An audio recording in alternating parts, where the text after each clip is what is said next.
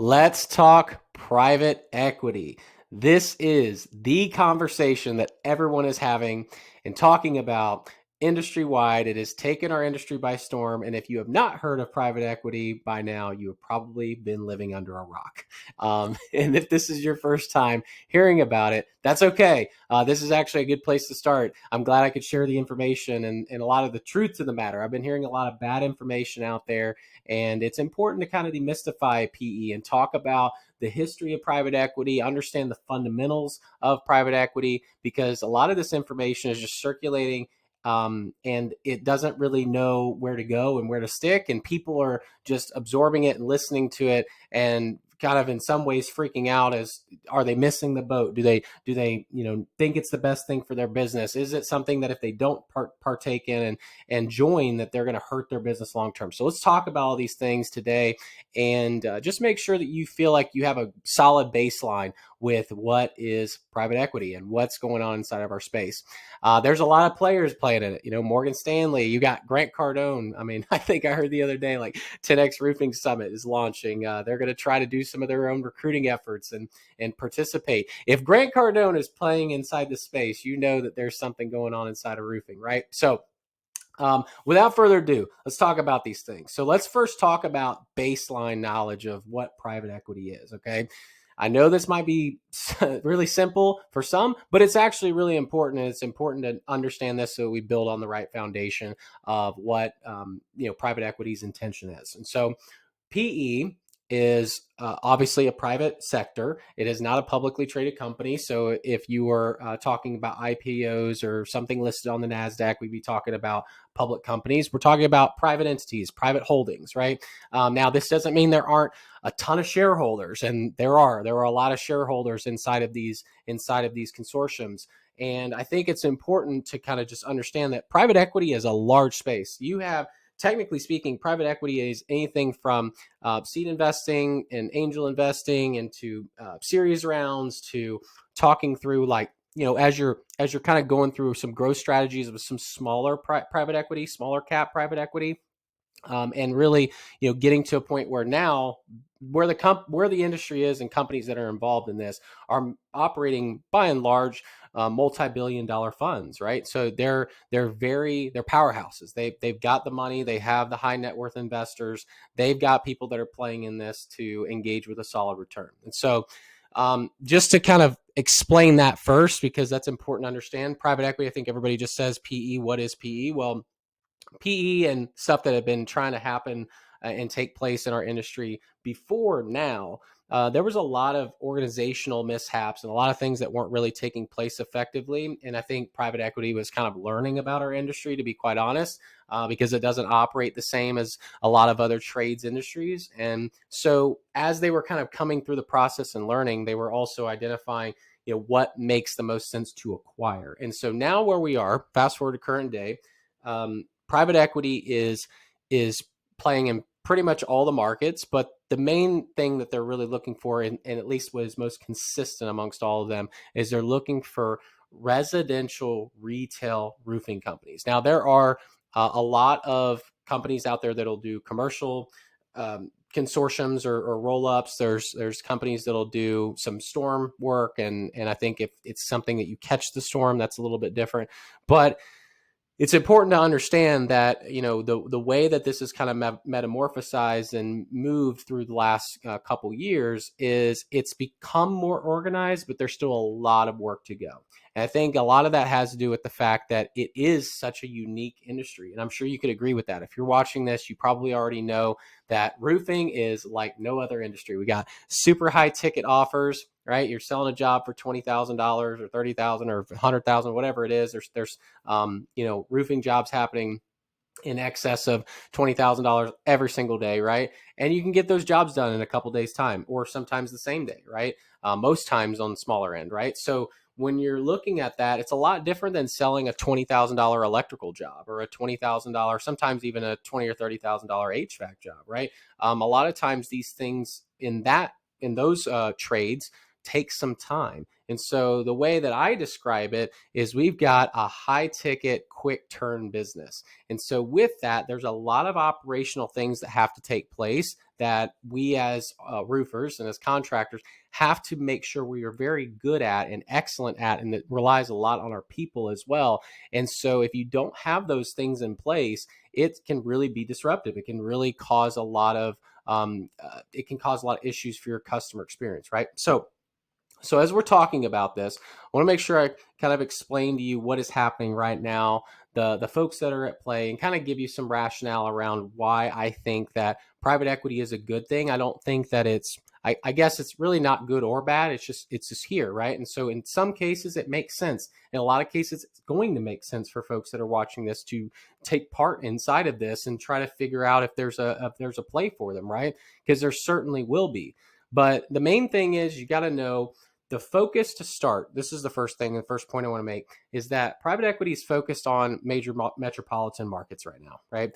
They're trying to lock down the places where, you probably know best with places like Florida or into Pennsylvania or New York or and even into California or into some of the Midwest region. There's a lot of good areas that have a lot of residential, retail, residential re-roof opportunities, right? And so when you look through the entire, I guess, plan and what folks are trying to do at this moment, they're just trying to kind of go through the first set of companies that really meet their criteria and are really their exact avatar, right? They're doing more than 8 figures in revenue with more than $1 million in bottom line. Those are two really, really key descriptors. Not that they are the only thing that will get you across the finish line, but most private equity doesn't want to touch a company unless they're doing at least $1 million in profit. So that's something to consider here. That's something to remember. And if they're in a situation where they are doing mostly residential retail re-roofs, then that's going to put you right at the top of being a prime candidate, right? And if you're in a position where that's you, like if you go through that list and you're like, I'm a $20 million roofing company that's churning in 15% net profits, and we're primarily a residential retail outfit, you should be looking at these companies and giving it, and especially if you're in a major metropolitan. Now, if you're just operating out there in countryside and you're in like a third tier market or something like that, you might want to consider some things. But yeah, they're going to try to come in. They're going to try to operate with more marketing budgets and do a lot of things that are going to try to enhancify the strategies of taking up market share, right? So it's important that you think about that, but also on the flip side of this, understand this. Private equity and anybody that comes in our industry to tries to figure it out. Because remember, a lot of these folks coming in, they are not of the industry. A lot of them are Stanford, Harvard, Yale, whatever guys that are very, very business literate. They understand business, but they also have to understand the industry and the way that we operate in order to be able to be most effective. So to give you an example, one of the things that I've heard a lot of companies doing is they're just pumping marketing dollars in, immediately into markets and trying to, snag up some leads and market share that way, right? Which, not a bad strategy. Obviously, they have the pockets to be able to do it. But one thing that I hear a lot of times, I'm like, oh my gosh, they're going to take up all my leads. They're going to take up all this. Well, yeah, they may, but like time out. Okay. The main thing that you want to consider here and think about is what type of organization effort has to happen, right? You can't just throw, excuse me, $10 million towards marketing over the course of a year when an original budget was $1 million a year and say we're going to do 10x revenue. It doesn't work that way, right? We know that on our business, especially, there's a lot to have to consider with fulfillment. If you can't fulfill it and you can't serve your customers well, it doesn't matter how many trucks, it doesn't matter how many ads you throw out there, it doesn't matter how much marketing spend you put out. If you cannot handle and execute in that way, it's not going to work, right? And so certainly, I think that over time, over the next 3 to 5 years, it's going to become more organized. And so if you are in one of those markets, it is going to be something that you're going to want to probably consider and think about. And if you're on the edge of being that avatar I spoke about a minute ago, where you're doing 8 figures of revenue and over $1 million of bottom line, and you've got infrastructure and you've got a good set of technology, you've got market share, you've got a good brand presence, you're doing the retail roofing, retail residential roofing, then, hey, that's probably actually makes sense for us to have a conversation, or for you to join the webinar April 25th, because the stuff that we're going to talk about is kind of like how to get you from where you are right now to getting to that point, so that you are in that field of vision for private equity, right? And so it's important that we talk about these things, but the main thing that I wanted to uncover there is just like, don't freak out, don't panic, because there's a lot of organization efforts that have to happen. And if you are a part of that target audience and the folks that they're really trying to go after, then yes, you would probably want to make some sort of conscious effort to reach out to them and to make your presence known, if they haven't already been reaching out to you, which most of you have already had a flooded inbox of emails by that point. So the second thing I want to talk about, private equity from a high level view. How does it operate? Okay. It operates by making acquisitions. Obviously, that's what's happening right now. Once the acquisitions are made, then it's going to inject capital, right? Because it wants to be able to do more marketing and do more in some of the actual assets of the business, so that it can have more trucks on the road and more people, and grow, right? That's the whole idea, is like, does the foundation of this business have the ability to scale? And that's the idea, right? The other fundamental that's important to remember, and I think that this is some of the worst information that's going out there. I'm not saying that there aren't some strategies that are out there, some of these private equity strategies that are looking to make a longer term play.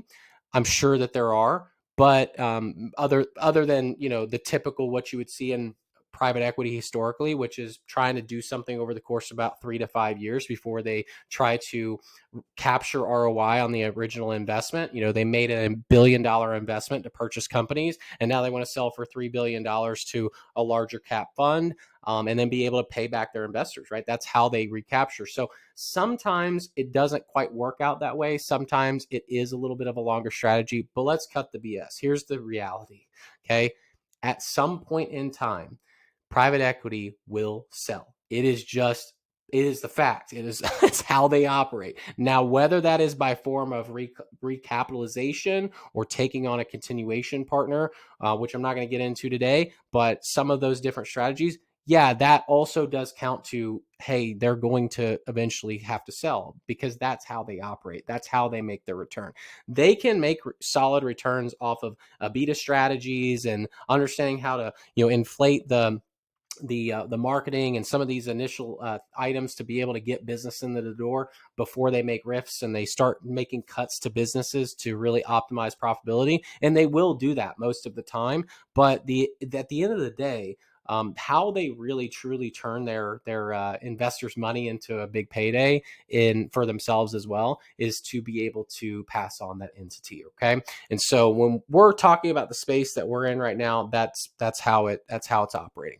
The third thing that I want to talk about is strategies. So strategies are the way that I would describe, and you'll probably hear this a lot, different private equities have different strategies, or you'll just hear the private equity groups talk about their strategy. What's the strategy? Okay, so the strategy is different amongst all of them. So this is true. And if you've been hearing some companies saying, oh, this is how they operate and this is what they're trying to accomplish, or the markets they're trying to capture, or the fact that they'll do rollbacks in on equity to the parent company, the holding co, or they'll do other things.